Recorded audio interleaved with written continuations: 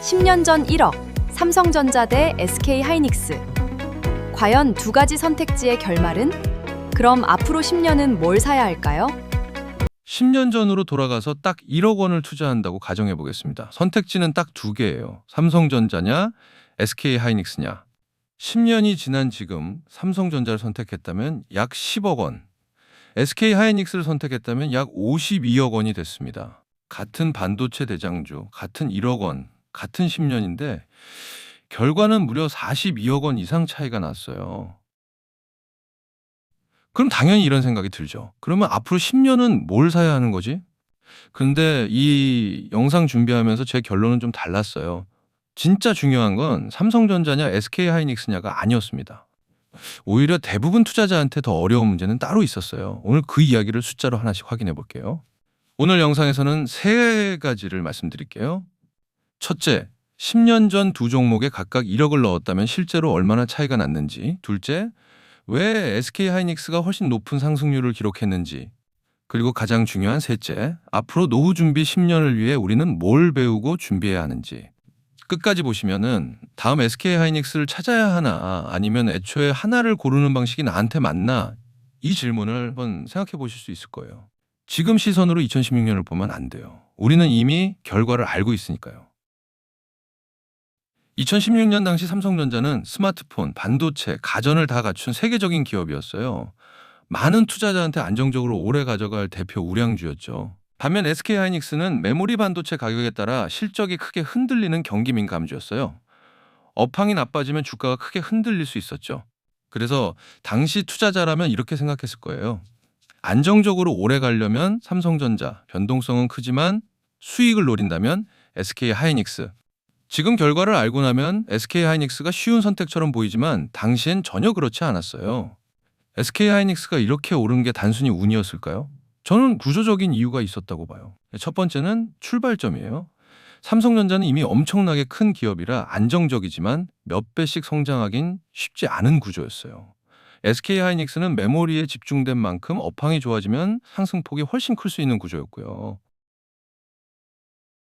그리고 2017년, 2018년에 메모리 슈퍼사이클이 찾아왔어요. 반도체 가격이 크게 오르면서 실적이 급증했죠. 진짜 변화는 그 이후였어요. AI 데이터 센터가 늘면서 고성능 메모리, 특히 HBM의 중요성이 커졌고 SK하이닉스는 경기민감주에서 AI 시대 핵심 기업으로 재평가받기 시작했어요. 자, 그럼 실제 숫자로 확인해 볼까요? 2016년 8월 기준 삼성전자 주가는 약 25,400원이었어요. 지금 2026년 8월 기준으로는 약 25만 7천 원. 대략 10배 상승 1억 원이 약 10억 원이 되는 거예요. SK하이닉스는 2016년 8월 약 32,100원, 지금은 약 167만 8천 원. 대략 52배 1억 원이 약 52억 원이 됩니다. 같은 반도체 업종, 둘 다 한국 대표 기업인데 결과는 이렇게까지 벌어졌어요. 지금 보면 당연히 SK하이닉스였지 싶지만 그때는 아무도 확신할 수 없었어요. 결과를 보고 종목을 고르는 건 쉬워요. 하지만 실제 투자에는 중간 과정이 있어요. 10년 전 SK하이닉스를 샀다고 가정해 볼게요. 몇 년 후 업황이 나빠지고 주가가 크게 흔들리고 실적도 나빠집니다. 그때도 계속 들고 있을 수 있었을까요? 우리는 종종 나는 장기 투자할 거야 라고 말하지만 실제로 주가가 20%, 30% 떨어지면 얘기가 달라져요.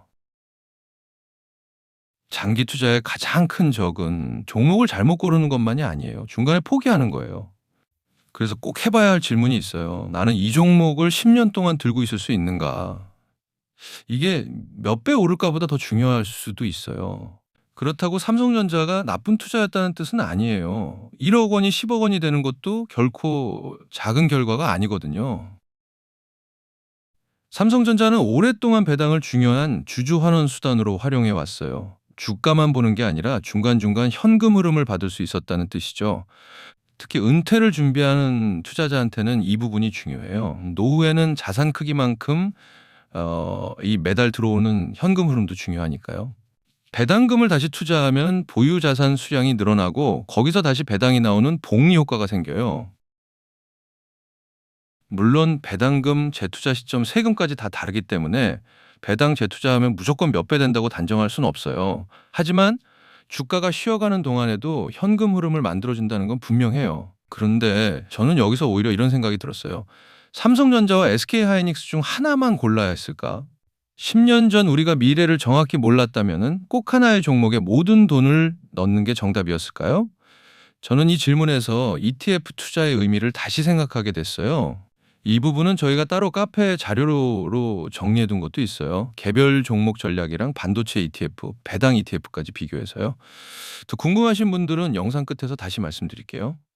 미래의 승자를 정확히 맞히는 건 어려워요. 그래서 개별 종목 하나가 부담스럽다면 ETF라는 방법도 생각해 볼 수 있어요.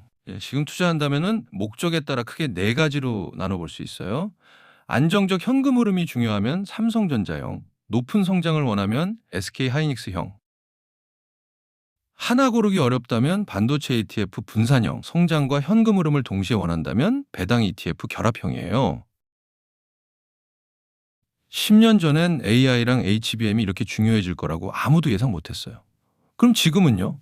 AI, 로봇, 바이오, 방산, 우주 10년 후에도 계속 성장할 산업이 어디일지 솔직히 아무도 정확히는 몰라요. 그래서 저는 미래에 단 하나의 승자를 맞히려 하기보다 성장 가능성 있는 산업에 분산 투자하고 좋은 자산을 오래 보유하면서 배당과 현금 흐름을 다시 투자하는 전략이 더 현실적이라고 생각해요. 물론 ETF라고 무조건 안전한 건 아니에요. 반도체 산업 자체가 하락하면 ETF도 함께 떨어질 수 있어요. 개별 종목 하나를 선택하면 큰 수익을 얻을 수도 있지만 예상이 틀렸을 경우 그만큼 큰 손실도 감수해야 해요. 과거 수익률이 미래 수익을 보장하는 것도 아니에요. 여기서 본 배수들은 모두 과거 결과라는 점 꼭 기억해 주세요. 배당에는 배당소득세가 붙고 자사주 소각 방식은 세금 부담이 다르게 작동해요. 방식에 따라 실제 수익률은 달라질 수 있어요. 특히 노후 준비 자금이라면 가장 많이 오를 종목이 무엇인가 보다 시장이 크게 흔들려도 내가 계속 보유할 수 있는가를 먼저 생각해야 해요. 오늘 이야기를 한 문장으로 정리하면 이래요. 10년 전 삼성전자와 SK하이닉스 승부에서 중요한 건 누가 이겼느냐가 아니에요. 진짜 중요한 건 우리는 그 결과를 몰랐다는 거예요. 그리고 지금도 마찬가지예요. 앞으로 10년 후 어떤 종목이 10배가 되고 어떤 종목이 50배가 될지 정확히 알 수 없어요. 그래서 성장 가능성 있는 산업에 투자하고 필요하면 ETF로 분산하고 노후가 가까워질수록 현금 흐름도 함께 고려하는 전략이 필요해요. 무엇보다 중요한 건 하락장이 와도 계속 유지할 수 있는 포트폴리오를 만드는 거예요. 저는 이게 정답 종목 하나 맞히기보다 훨씬 중요하다고 생각해요. 지금 여러분에게 1억 원이 있다면 어떻게 투자하시겠어요? 그리고 앞으로 10년 어떤 산업에 투자하고 싶으신지 댓글로 남겨주세요. 노후 준비를 위해 배당 ETF랑 성장 ETF를 어떻게 구성해야 할지 고민되신다면 아까 말씀드린 자료 저희가 카페에 정리해뒀어요. 필요하신 분만 편하게 와서 받아가세요.